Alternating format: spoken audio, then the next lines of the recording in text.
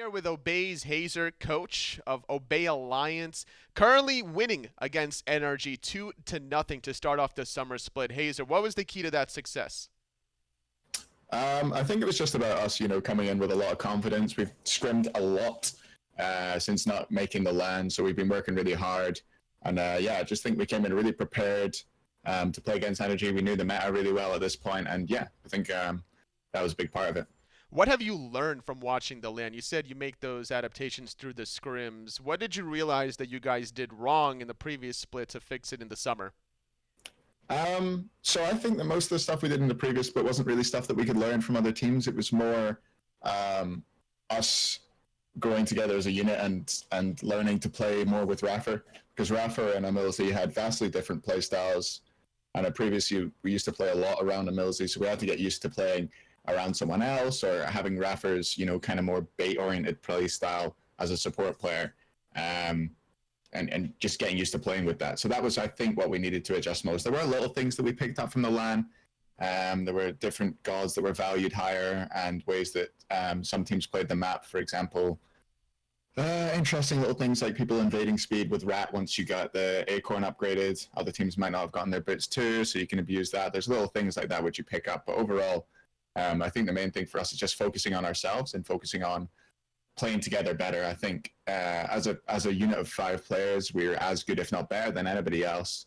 And we just need to learn to play to each other's strengths and anticipate each other's movements a little bit better so that we can, win more games. And that's what we're going to do this split. So started off really strong with that victory. You need to transition this to the week number 2. Your first opponent on Tuesday is going to be SK Gaming. That struggled a little bit against Mouse. Is there anything in particular in this matchup that you're going to try to dissect? Yeah, I think SK got a little bit unfortunate against Mouse, obviously, with Ducky's internet or electricity going down and them having to draft in a substitute for that third game. So I think they did look pretty strong with HalfDevil coming in. I think they looked, in the dual lane, Funballer and HalfDevil looked confident. So it'll be interesting to see how we do up against them. We might try and abuse them a little bit with Nate and iRaffer, obviously, having played together for a bit longer. So maybe there will be a bit of pressure coming out there. But overall, I think, again, we're just going to play our game. That's what we got to do. There's nothing that I think we need to adjust to in terms of SK. I think they're a good team. I think they're improving a lot. But overall, I think we're just a little bit ahead of them still. So we just need to make sure that we play our game, stay concentrated, and win the draft. And then I think we can just, we can definitely win that set pretty easily, seeing as we've already taken down Energy. So I wouldn't say we're adjusting anything specifically to them. More just trying to do our thing again and, play our game. Thank you so much for your perspective as a coach. Hazer from Obey Alliance. Obey Alliance. Hello, everybody. That was a great ending there. Welcome back to the desk. My name is Idiman, joined by Agro here to break down set 2 of today of the SPL. It's day 2. It's all about Obey and SK today. But before we do that, let's show you guys at home the standings so far. Obey Alliance, the only team without a loss so far in Europe. So something to be bragging about. Played one so game. Far. They beat Energy. That's all I'm saying. It's actually a relevant win. It is a relevant win, but still, saying like they're undefeated, it's like, yeah, true, but they are. I was right. You are. Within Thank reason. you very Maybe much. If you beat SK, then you can get more excited. And I think that we might be more excited here. Obey Alliance, coming off that victory from Energy, this is got to be a statement win for them. And I'm a little bit worried if I'm an Obey fan because they had trouble with SK during the spring split. Now, they've clearly gotten better, but right before they turned the corner and started to look like the better team again, they lost to SK Gaming. And before that, they had an incredibly long set against SK Gaming, one of the longest sets in competitive history. So this is a set that, on paper, Obey Alliance should be the victors, but SK, you can't count them out because they always seem to play against Obey very well. Well, this is a look at PrettyPriMe, who's going to be one of the focal points for Obey today. You heard Hazer talking to Tolly in the interview, and like Hazer was saying, play our game. That's what they need to do and stick to this game. Don't play what SK want them to play. Play how they want to play. I do like what he said in the interview too about winning picks and bans. Yep. Coaches now that's a coach thing, winning right? Picks and bans. Yep. And that's an important factor, in fairness, that it's part of the game, but it's outside the game that helps determine the game. I definitely think there are winners and losers in picks and bans. Even in the first half, we won the first half of picks and bans. Let's try and win the second, but the other team finds it. It's coach talk. It's definitely coach speak because that's the part of the game that they're most involved in. But I think that's the right mentality from Hazer to go in and say, this is the part of the game I impact the most, and I'm going to make sure that my team wins that part of the game. Well, there's a little look at SK Gaming, HalfDevil. Still not got his photo just yet. It's still in the military, is the reason. But he's the newest addition to this roster that's been stuck together now for a little while. They're starting to find strides, but still struggle on the day-to-day is kind of how I feel. A little bit, but I mean, you heard Hazer say it there. I do think that SK was the better team against Mouse Sports last week in their week 1 debut. Right. I think SK clearly looked like they had changed some things, and their communication looked a little bit cleaner. Lawbster had a very good set throughout. This is an SK team that I think, much like Obey Alliance improved, I think SK Gaming improved as well, and I'm excited to see how they look against Obey Alliance here because they already played them hard, as I said before. This could be a breakout game for them. SK Gaming got a lot to prove, though. With how spring went and the previous seasons for some of these players, like, you don't want to be out with the SPL. You can't afford to be. It doesn't look like a good sign overall if you do that. So, big game here against Obey and against a team that's undefeated so far in the Pro League, as Agro put it. We can they sure are. Pick some bands and see how well they do here. I mean, they want to know. They all want to know. I won't apologize for it. No. You're right. Normally, we like to talk about, like, consistent performances of wins before we discuss undefeated. How many losses do they have? 0. They haven't been defeated. Thank you very much. Hate it when he's actually right. Doesn't happen often. You must hate it a lot. Aphrodite, the first band from SK, so the healer meta's still around. Obviously, the last set, I actually feel like picks and bans are turning more now into individual team versus team. Less about meta picks, meta bans. There's 1 or 2, like the Guan Yu, I would say, that maybe are on that list. But everything else seems to be up for debate dependent on your opposition. And that doesn't surprise me. I think there are so many gods that are so viable and so many teams that are so good at the styles that they play. When you put those two facts together, it ends up making it so the drafts are always some sort of difference. I mean, you'll see a lot of the same gods, but not always in the same roles, picked in the same spots, whatever it is. Teams find different things to be important and draft, early in the draft that you need to get those priority. And not every team feels the same way about every god. Ra locked in first of all, more than likely going over to Lawbster, although we've seen some healers go to the solo lane. Not so sure if you'll see that just yet, but definitely a flexibility option there. Athena and Guan, they are the top 2 at the moment for me that are seem to be either permanently picked in the first 2 spots or banned. Athena and Guan are definitely there. Giannis is there as well a lot of the time. Terra has kind of fallen off a little bit after the recent change and losing that extra 5% on each side of her ultimate. She's still got a root. She's still really good. She's still Terra is still very easy to pick early in the draft, as is Achilles, who goes through here for SK. This could be a Terra selection alongside the Achilles. It does make SK a little bit more vulnerable to Cursed Ankh and the upgraded Cursed Ankh in particular. So instead, they'll go for the ROM. I bet if Obey leaves Terra open, though, they'll be tempted to take it. Surprised by the ROM so early from SK, just knowing that Xbalanque was already locked in for Obey. They had some time to pick a hunter. So, Rama was the be-all and end-all of this comp, I would say. But Sobek, in response from Obey, their first 3 picks locked in, and both flexible to either support or solo. More than likely, if it's going to be Achilles solo, you guess Sobek there? Could be Sobek. You're kind of guaranteeing a lane loss at that point, but you probably are losing that lane against Achilles no matter who you're picking. He is the premier pressure warrior in the solo lane right now. Obey bans away the Terra, as I think they should in that spot, even with all the innate anti-heal they've drafted. And I think that's why we see the Cerberus and Sobek picked early here for Obey Alliance, is that innate anti-heal that they bring. Sobek 50% on Sickening Strike. Cerberus has that just passive anti-heal where not only does he stop you from healing a little bit, but he absorbs it for himself as well. I'm just a little bit worried about Obey's pressure on the map. These are not pressure picks thus far, and SK has picks that can be pressure-oriented, specifically the Achilles, but Ra can get a lead and really push leads well. Zeus juice locked in. That buff went through, right? Or is that... Yeah, the buff's in. Yes. Yes, it is. I just get confused with the patches now I know, because it's hard, isn't it? There's one behind, one in front, but Zeus did get a bit of love towards his ultimate, so that might help him out a little bit more. And this is a god that can apply apply Divine Ruin very easily at a distance and keep it on you for a while.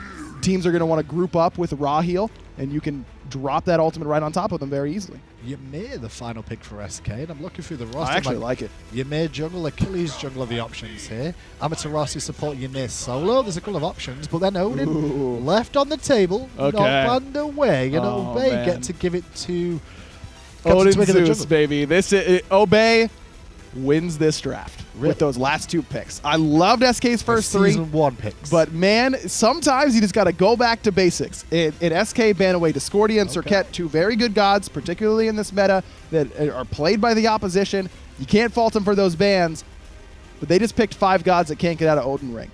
And Obey just picked the best follow-up into Odin Ring, which is Zeus ult. I love it. I love it. Well, you may be in for a bit of a ride at home. The Season 1 throwback could be coming your way here, especially with this composition. Makes it even worse with Darkest of Nights. Yeah, good luck. Yeah, understanding where you're going. That split second where you have to stop in the jungle if you're being chased by Zeus, that split second to stop yourself from being stunned, that'll be enough time for Prime to confirm a chain lightning onto you, slow you down even more. That's tons of damage. I think Obey won the draft. Obey win then? Yeah, they won the draft, didn't they? But do they win the game? I think so, yes. Okay, let's find out. Tom, Taco, take it away. SK Gaming versus Obey Alliance here, and similar to the one that we just covered, there is a clear top card here. Obey has struggled throughout the spring split, but now look pretty strong. And SK, to say that they've struggled, is putting it lightly. I think that I really liked SK's draft up until I saw that last pick, Odin. The last pick, Odin, is what really kind of sealed the deal for me here, at least in the drafts alone. You never really know how gameplay is actually going to work out because for all we know, SK could get off to a phenomenal start where they actually end up with like a first blood that funnels into them being able to get the lead, and with a healer composition, if you're able to correctly siege, then it typically doesn't matter if there's an Odin on the enemy team. He's only a counter for a moment. He's not a direct counter for the entire game. Well, right now, let us know in Mixer Chat who you think is going to take the victory, whether it's SK with the upset or Obey Alliance with their nigh-perfect draft. I'm with Aggro. I love the 5 characters that these guys have selected, so let's jump right on into it. The game number 1 between SK Gaming and Obey Alliance coming at you live here. And Obey on the right-hand side, everything where you would expect it to be. And the same could be said about SK as well. Faeles will be playing on the Achilles. And Faeles has been a member of SK that we've looked at and said, when he has the games, when he's able to step up and sort of be the jungle facilitator that this team needs, they wind up looking really good and almost potentially taking the W's. But they definitely need Faeles to be the guy.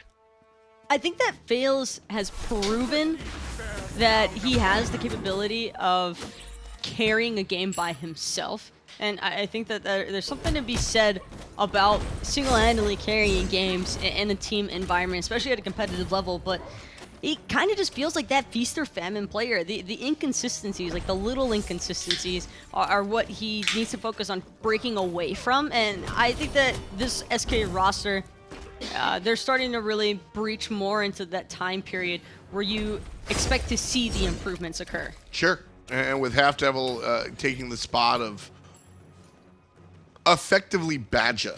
We saw somebody who the best. We saw who the best play in that spot, but it was very clear that he was a placeholder. And now HalfDevil available for the Pro League roster. Another minor league call-up alongside Paul on the North American side.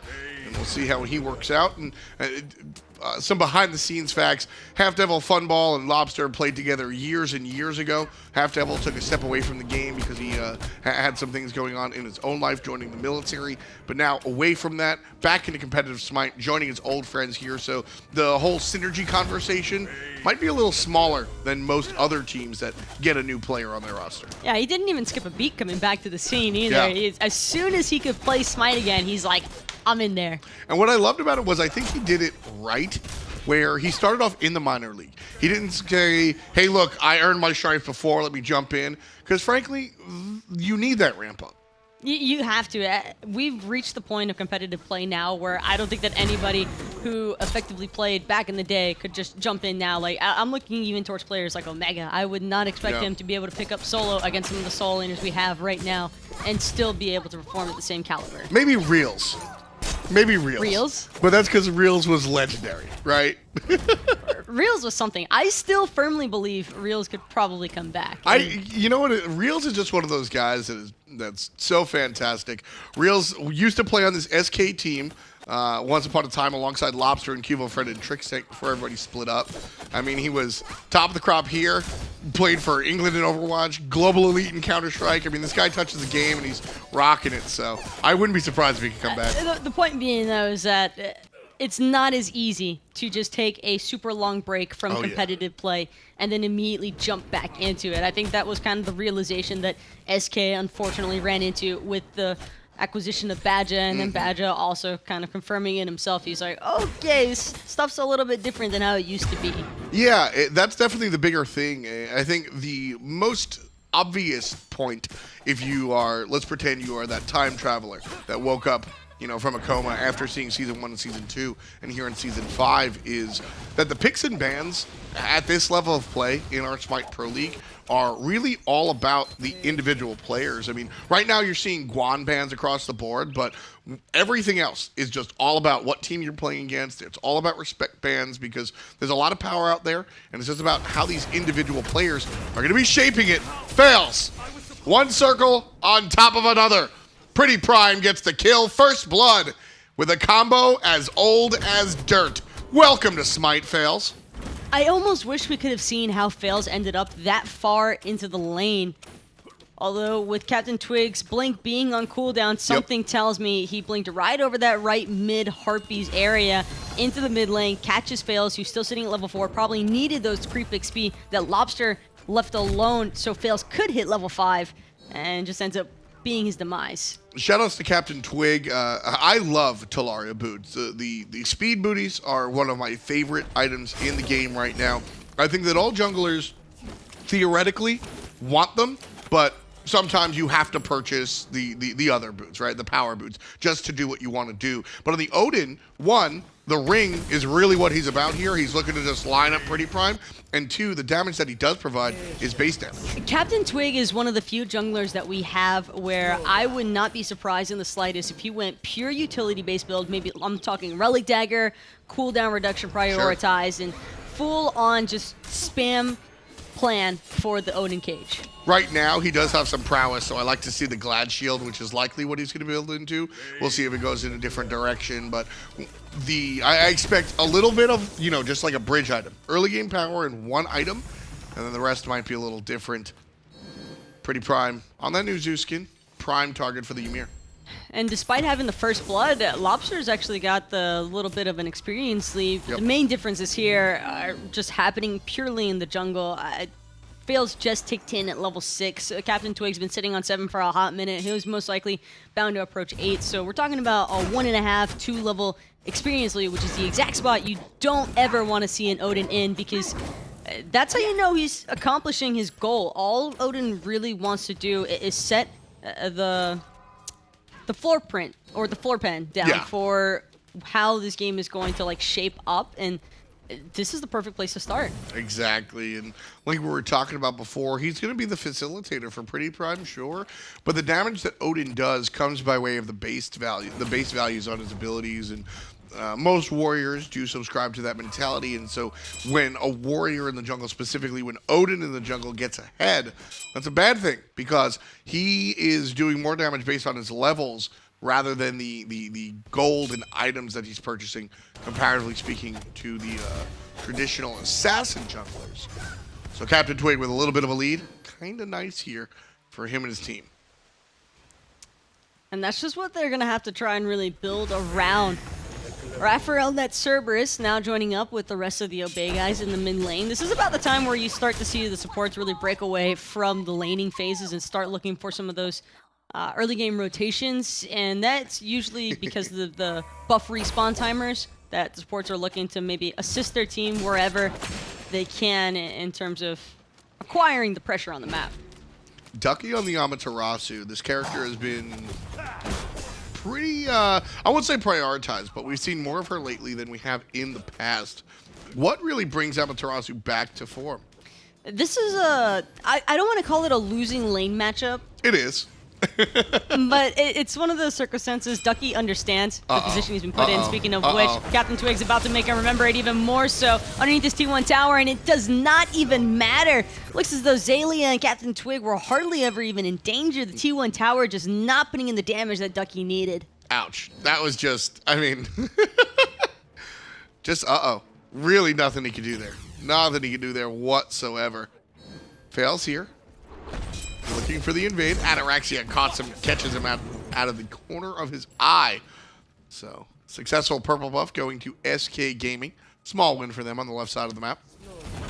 Gotta take what you can get, and if you know that Twig's on the opposite side of the world, ganking your solo laner, you might as well try and hit him where it hurts.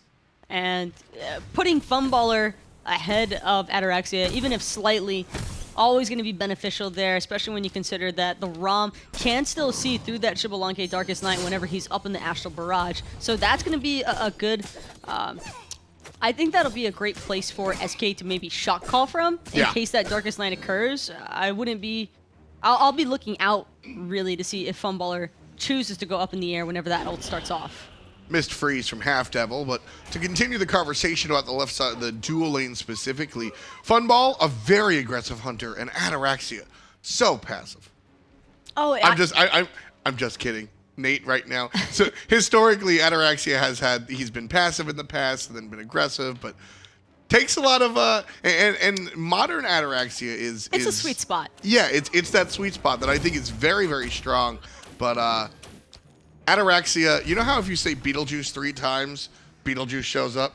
That's how he is with the passive If thing. you say Passive Hunter 3 times, Ataraxia appears in your mentions and just roasts you on the internet. So we'll see what happens with the big man on the X-Ball. But on the left-hand side, CaptainTwig going to drop the cage one more time. Lawbster toss to the right, and he's going to be eaten up like a ragdoll. CaptainTwig again getting his due. 3 in total for Obey Alliance, all of them with CaptainTwig's name on them, 2 of them with the punctuation. And it's only looking like it's going to get worse here for HalfDevil. iRaffer now providing backup, going to shoot straight through the wall and claim HalfDevil's life on that Cerberus. Just clean stuff from Obey Alliance. SK Gaming trying to tread water here. Obey just getting off to a nice lead. Getting CaptainTwig ahead in that mid lane for first blood was not a nice look. PrettyPriMe, I think, actually got the kill itself, but being involved, anytime you let this Odin go off, it's going to be a scary ride, and with that Glad Shield, this is a wonderful build for him. Already got that 10% cooldown reduction online, and that Paralyzing Spit hurts. Yeah. iRaffer isn't even opting for damage, really. I mean, he's got the cooldown reduction boots, which I think are super strong, too, because of the 10% cooldown. That's always nice to have. I wouldn't be surprised if Obey just tried to spam CDR builds against the entirety of SK, because all they really want to do, realistically, is have their ults available off cooldown. Ooh, HalfDevil just got Z'd up. This is going to be rough for a Ymir. I think it's only going to get worse. Yeah, PrettyPriMe is in a significant spot here, but I love the dive from Faeles and Funball. They have to get out of here right away. I love the back to base immediately. Faeles gonna get caught out. I hate the back to base immediately. And Faeles gonna die for it. I'm a caster. Make up your mind. I'm a caster. I don't gotta make up my mind. Faeles right there. Real talk, jokes aside, that's the mentality. Get in, get out. Unfortunately for him, CaptainTwig, you know what got that kill for CaptainTwig, Taco? Speed boots, baby. If he has power boots, Faeles is out. What about that one? Why is Funballer there? That's a good question. But, well, Funballer's not there anymore. He's back in the base. He has 2-2 boots, and it's not going to get any worse than that. Now he gets to evolve them for free back at base when he died. PrettyPriMe on the Zeus, a character that we don't get to see too much of here. The Rod of Tahuti's second item. Now, we've seen this a couple of times, and we'll talk about it in a moment. Xaliea gets locked up here. The Croc in trouble, 10%. But they can't finish him off, and with iRaffer showing up, that be that. But talking about mage itemization right quick, I think a lot of people see Rod of Tahuti's second item, and their brain is still stuck in where Ratatouille used to be. It's not this item that you clearly buy at the end of everything. This item is 200 gold more than a Chronos Pendant, which we've accepted as a first item. I'm okay with this Ratatouille rush, though, on the Zeus. Speaking of which, CaptainTwig gonna try and steal away Nice that job. Pyromancer. Won't be successful, however. SK Gaming still managed to close that one out. Faeles gonna use the Fatal Strike defensively, but it's all about Ducky trying to go in against PrettyPriMe. And he's going to be answered with the Zeus ultimate, which ultimately Zeus is up Ducky, nice and quick. And you were talking about this Tahuti second item specifically on Zeus because I think your point is that's what he does. You want them to be low. And that is what Zeus does best. He gets his targets low, and then he finishes them off with the detonate. And so that's what I really like about PrettyPrime's rush here on the Rod of Tahuti. I think that he will be able to utilize it. Ram ultimate down as Obey Alliance aggress onto the Gold Fury, and with that one down, that means they're also out of the conversation. Faeles blinks forward, looking to continue the fight, and row through the wall. Lawbster up to his old tricks, puts his ex-teammate in a coffin. Gigantic ultimate coming out from the Cerberus player, but HalfDevil with a strong wall keeps everybody away. I thought that was going to be so much worse than what it actually ended up because you see that shield go out from the Zeus and then the chain lightning right after. It clips onto Lawbster, but didn't look like it had an opportunity to pass around the triple stacks to everybody. PrettyPriMe couldn't close the distance soon enough, and so they'll eat a large amount of their health. Obey simply more interested in just backing off after losing CaptainTwig and securing the Gold Fury, which can't really go wrong with that. It's okay to disengage when you already got the main objective. Really important point that our observer Doug brings up is the protections on the Raheel. Xaliea going for the tower here and avoids the stun from Amaterasu by way of the ultimate, but the protections on the Raheel I think saved everybody on SK Gaming. They sit in the Raheel, they get additional protections, so when the detonate comes through, without the penetration just yet, PrettyPriMe not able to find those kills. It's the little things that matter most at times, and that's a great example of them. Also, iRaffer seemed like he was just trying to zone control, HalfDevil away from the engagement, didn't really want those walls interfering. And I think that if he'd been a little bit more pushed up with his team, that's a fight Obey probably win. Probably. I think that HalfDevil definitely did his job, though, in terms of just making sure that his team could stay safe. Yeah. That was just a great heads-up play from HalfDevil, heads-up play from Lawbster. And I want to bring things back to what you first asked me in this Ducky Amaterasu matchup, and why would you ever opt for her? They needed the mobility. I think especially for HalfDevil on this Ymir, we've already seen him suffer 2 deaths because of his lack of mobility.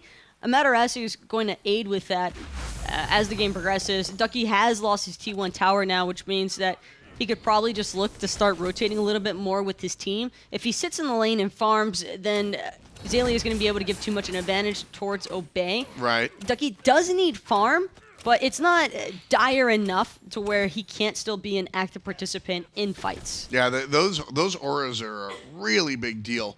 And then watching Ducky, specifically, I think the big deal with Ducky is going to be the silence, making sure to silence out whether it's iRaffer, Xaliea, or PrettyPriMe.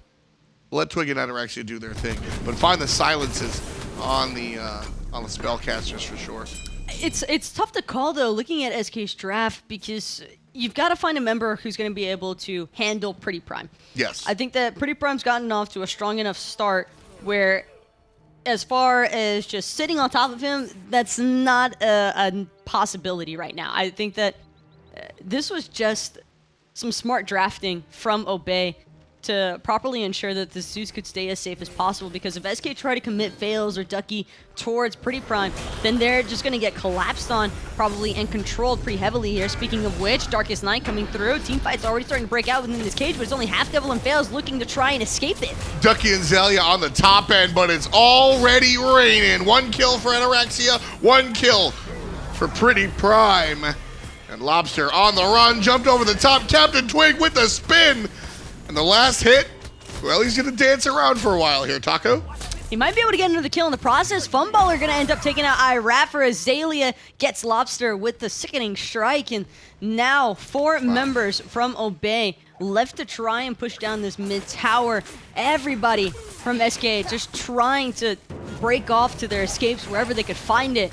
That just went downhill insanely fast. I think this is really interesting. Coming out from SK Gaming, or rather Obey Alliance. SK Gaming have Achilles, who has been very highly banned. Obey Alliance starting with the Pyromancer. Gonna finish off the Pyromancer just before SK look for the steal. Ducky looking for the fight with CaptainTwig low, but I think this is more of a disengage. God, I love that cage. Yeah. It's been really strong. Look at this call from SK Gaming. Oh boy. No way. Xaliea and Ataraxia are here. Faeles Did Xaliea not realize? Nah, he just now realizes, but it's too little too late. He gets stunned out. If he has lurking in the waters, it's gonna be a big deal. But a beautiful wall coming out from HD. And this one crystal clear. SK Gaming taking away the objective from Obey Alliance with a wonderful heads up call. That's how you do it. SK saw Obey leave the scene of the crime, and they just went for it. They took the fire giant. And Obey let their lead play them. That's exactly what happened. That's all it is. It's all it really boils down to. There's no reason for everyone from Obey to back in the same general location right in front of SK other than them practically challenging SK to, you won't do this, Fire Giant. And that's what you get when you do that against a team with Lawbster and Funballer. I keep talking about the veteranship, the veterancy, whatever the terminology is. The fact that Lawbster has been playing this game since the beginning, right?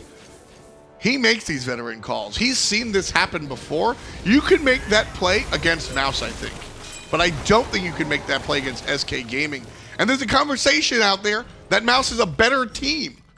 But SK Gaming have the wherewithal, the understanding of the scenarios, and they make a fantastic call, which essentially evens up the game. Faeles, on the other hand, not so lucky in the middle lane. He's going to fall down nice and easy. Even these 2-2 towers aren't proving to be that easy to siege. They might have gotten the Fire Giant, but there's still stuff they got to take after the fact. It's the stuff after the stuff, as you'd like to say. And speaking of which, CaptainTwig has shown up to the party. Gonna get body blocked there by Xaliea, so Ducky's gonna be cut off from the escape route. Lawbster already forcing those purification beads as Ataraxia claims the life of HalfDevil. Lawbster tries from a distance to cut some players short. HalfDevil already out of the conversation. iRaffer and PrettyPriMe gonna tank up the tower. PrettyPriMe taking 2 shots that he didn't plan on. Wonderful engagement from Obey. Love the way that Xaliea swoops underneath everybody and sandwiches SK and able to take the support in the process. SK knew they had to dip as soon as Faeles dies in the mid lane, but what they weren't anticipating was just how quickly Obey actually made it over. And I have to draw it back to the same exact thing you brought up earlier. It's the Talaria boots. CaptainTwig was just there. Yep. He's able to make that impact. He's going to move. It's 25% movement speed, period, end of story. That's not out of the base. You go even faster out of the base. But it's 25% compared to the 18% you get from regular boots. It's just a great pincer maneuver out of Obey. Clean. You had one half collapsing from the T2 tower side. You had the other half coming from right underneath SK. Zero direction left to go. The only option there is to sacrifice one of their members, which then effectively cuts off their future potential to siege more towers. And all these little things just starting to add up, and it's awesome seeing SK make those heads-up plays, like going for the Fire Giant, but you still need to confirm more. You can't just have those little moments. You've got to keep building onto them. Big problem there was Faeles just wasn't with the squad, gets picked off. If that's a 5-on-5 on the left-hand side, I think it's a much different story. HalfDevil by himself, Ducky trying to show up and provide a little bit of help. Now the Ice Giant's going to be locked up, Phantom chased out, and the Ataraxia ultimate, which I think was a big part of the play on the left-hand side as well. There were some wards from SK in that left jungle, but when Ataraxia ults, it turns off the ward vision as well, so they don't see the rotation. Did you see Twig immediately disengage, though, as soon as he saw the Phantom from HalfDevil? That's all he was waiting for. Obey are going to sit on their T1. They'll maybe give it up. It all depends on the timer for CaptainTwig's ult. As soon as that ring is available, Obey are just going to all in. Yeah, clearly the direction that Obey Ducky actually has a Phantom now. Yep, double Phantom is very, very important because CaptainTwig's, the cooldown on CaptainTwig's ultimate means that you get 1 Phantom for every 2 rings. So if you have 2 Phantoms, then you might be able to get out of all of them, but that's a lot of communication. I want Ducky to upgrade his Phantom the next time he backs to base. And I say that because HalfDevil's already one step ahead. He's got the upgraded Phantom. That's introducing the damage mitigation, which is even more effective than an upgraded shell, by the way. So a Phantom upgrade is a pretty nutty relic. I think that it's also undervalued considering the upgrade benefits. Exactly. Phantom is looked at as the anti-Odin relic, but don't forget it also gets you through Thor wall, it gets you through Ymir wall, and 15% damage mitigation full stop. That's a scary mentality. Small objective goes to Obey Alliance. Big team fight. Looks like it's going in the same direction. HalfDevil locked up in there, gets out thanks to Ducky. CaptainTwig escaping by the skin of his teeth. Nice shots coming out from Funballer, but unable to find the final one. And guess what? Fire Giants respawning right about now. SK Gaming struck out the last time they grabbed this Fire Giant. They're going to try again, but this time Obey is here, local, and ready to go. In terms of secure, I would have to favor SK, but in terms of damage, it's looking all Obey as PrettyPriMe already takes out the life of HalfDevil off of the detonate. So much damage has been applied to Ducky as well. Everybody from SK just trying to retreat. Poor time to fight there. SK Gaming pulled the Fire Giant, and Ymir is debuffed by the Fire Giant. So not able to exert any sort of damage, and certainly took all of the damage on the world. Obey will not pull this Fire Giant until they've either forced the Searing Pain out of Lawbster or killed him, because if they leave it up to chance, there's a high likelihood that Lawbster can steal this Fire Giant away. And the first one, sure, it didn't really amount to much, but you don't want to keep letting a late game team composition get free Fire Giants. Yeah, absolutely not. iRaffer chased out of here. Obey. Xaliea going to follow the same thing. Ducky going for the support player. Lawbster finds nothing with the ultimate because of the CC immunity provided from the ultimate. And Ducky served up and shut down. Rather routine, Obey makes it look. CaptainTwig's made his way back into the fray. He's looking at Faeles right now. Fatal Strike going to get him out for the moment, but the detonate will catch up to him later on. PrettyPriMe with the double kill, looking for more even still. Funballer trying to get underneath this T2, but it's not going to be enough. Xaliea cleans him up with a sickening strike. Obey Alliance with a wonderful team fight here. I don't even want to see them go for the Fire Giant. I would have rather seen them look for the Phoenix. They are going to go for the Fire Giant. I see iRaffer and Xaliea relatively low, and that tells me go for the Phoenix. I feel like Prime is just cruising through this game. Every single kill being served right up to him, whether it's because of Xalia's plucks or iRaffer's Sinjin Torments. It doesn't even matter. PrettyPriMe has been the star of the show, and his team is making him that way. And can I just give the man a round of applause for his itemization? When it comes down to niche character-specific itemization, you know I'm the guy that gets excited. Both the early rod and the Shaman's Ring, specifically the Shaman's Ring, are very nice looks for Zeus. As you mentioned, the interaction with the idea of detonate, trying to bring them down post-50. Shaman's Ring, just like Raijin, the majority of what PrettyPriMe is doing is subsequent damage, right? Basic attacks or the Chain Lightning, and then the detonate comes after it. The ultimate is tick-based. You're going to get a whole ton of value from that Shaman's Ring. And then, of course, into the Divine Ruin, you're able to get that easy penetration because Lawbster's playing on that mid lane raw. PrettyPriMe with a fantastic build and a fantastic game. 8 kills for the mid laner. And he's looking pretty prime. I wish SK put Faeles on a different god. That is exactly what I was going to say. I am not a fan of the Achilles pick here. So I specifically have a reason, but I would love to hear why you don't like this pick. I don't like it because there's a Zeus on the board, and Achilles' whole motive is just to stay on top of you. You can't afford to stay on top of a Zeus. You've got to get in and get out, otherwise you're dying. And Obey's draft focuses everything around not only protecting PrettyPriMe, but ensuring that you cannot escape. Zeus is a dude, you got to kill him before his second ability goes off, right? You have to Loki him. You have to Najah him.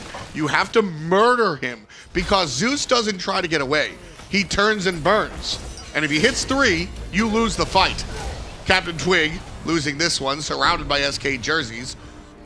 You're going to provide a little bit of zone, and the turnaround not quite there. No, they see PrettyPriMe, and it's time to back off. Yep. Caused SK a pretty penny because now they got to worry about Ataraxia still pushing their Phoenix for free. Yep, that was all a bait. The plan to drag SK to the other side of the map was successful. Ataraxia able to provide the damage. Turn off the lights as well. This is the rave composition. The lights go out with the Xbalanque, and the strobes come on with PrettyPriMe, and Obey Alliance are dancing their way to the victory screen. 19-4 so far, 27.5 in Taco, and just, damn it, what a great game from Obey. This is just a clean composition. That's really all there is to it. Speaking of which, PrettyPriMe, he's had enough of these already, but we're going to add another one to the books. Double kill, triple kill, I'm just kidding, by the way, and he's still going, even inside of the fountain. There is no point of safety for anyone from SK. Nope, none whatsoever. 27:53 on the clock. Obey Alliance with 23 kills. Looking like Jordan out there. Great stuff from the boys on the squad. And at the end of the day, I mean, that's one, kind of what you expect out of the Obey Alliance roster. But two, I mean, Zeus is a very powerful pick. And at the end of the day, I think it was funny. It was one of those moments where I had been waiting to talk about the jungle pick all game. And then you introduced it. I think it was just a poor response to the Zeus. I really do wish that we would have seen something else being plugged and play there, even for HalfDevil on the Ymir. That's rough stuff for your support to try and deal with. There's so many different ways for him to get caught out or slowed behind his own walls. Fortunately enough for HalfDevil, I don't think we ever saw any egregious moments of that being an issue, so kind of lucked out there. But he was still definitely focused and targeted in the early game for good reason. That's what Obey's draft kind of specializes in, was isolating members from the team. Everything that you want to do with the healer composition is going to bank off of the back of the raw heals, the sustain, working together. Not a possibility with the draft that Obey ran. We're going to ask you guys in Mixer Chat who was the MVP. I had the second P on there because it's clearly the quest for the most valuable PrettyPriMe. If you don't say Zeus, you weren't watching the game. I think it's that simple. Let's break it down in depth with Ryan and Hondu. Yeah, I'm really excited about listening to Aggro talk about Zeus for the next 15 minutes. That was awesome. Zeus is so cool, isn't he? Like, you try and look at him, and he goes, "How dare you look at me, you peasant?" And then PrettyPriMe just crushes the opposition. That was dope. Well, you guys got to see a nice little throwback, I guess, back towards pre-season 1, if anything, where Odin and Zeus kind of dominated for such a long period of time. And one of the reasons we saw so much Zeus back then is because the ring plus the ultimate from Zeus was such a lovely little combo. There was no Phantom back then. No, and you just had to hold that back in the day, and that's what made it so difficult. Look, I would love to sit up here and just rave about Zeus the entire time and how well he played, because Prime played it so well. But realistically, it was the Odin pick that enabled all of that for Obey. And we talked about it beforehand, a little tongue-in-cheek comment about you got to win the draft. That's what Hazer told Tolly in the pregame interview. Yeah. That is what winning the draft looks like, when a team just completely forgets about an Odin pick that loses them the game. And I think the big key to that is that you watch back through picks and bans. I mean, obviously, Taco and Tom talking a little bit about, what picks we talk about of SK Gaming there. Zeus and Odin were the last two picks. Odin, the last pick, and then Zeus, the pick before that Obey had for themselves. So it's kind of difficult, to go, well, you can't expect every single god to be available. You got to be careful of that Zeus, Right. It was the Odin that really caused them a problem because no one could escape the ring. No, I really feel like that was an opportunity where by the time that SK saw the Zeus lock in, they couldn't have done too much about the Odin pick, but I think they should have been a little bit more wary of it in that last moment. To pick things besides Amaterasu and Ymir that maybe could have gotten out of that cage. I mean, Cerberus is already off the table, but Fafnir is still open. Picks like that where you can pick something in the support role that isn't going to get just obliterated by Zeus ult alongside the Odin ult. Ducky also got really bullied by that Odin cage in lane. I mean, Xaliea baited him out of the lane, and one rotation in from CaptainTwig means that now Xaliea is in control of the lane as a Sobek, and that's never a spot you really want to be in. SK lost that game in picks and bans. I really feel that way. It isn't just because one team got Zeus and the other didn't. Well, the coach